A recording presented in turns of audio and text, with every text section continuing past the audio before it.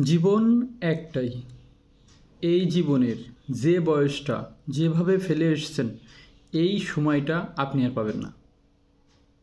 অর্থ, ক্ষমতা এইসবের জন্য অথবা অন্য কোনো আকাঙ্ক্ষার জন্য যেভাবে আমরা শ্রম, মেধা এবং জীবনটাকেও প্রায় নষ্ট করে ফেলছি, সাথে সাথে জীবনটাকে উপভোগও করুন।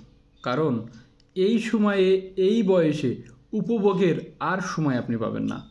হয়তো জীবনে ক্ষমতাও পাবেন, টাকাও পাবেন, কিন্তু এই সময়টাতে এইভাবে উপভোগ করার ইচ্ছা, মনোবাসনাও থাকবে না।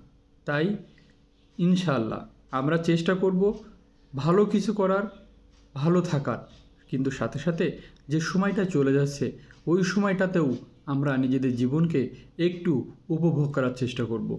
তাহলে আমরা এই সময়ে এই অবস্থার উপভোগের মর্মটাও বুঝতে পারব।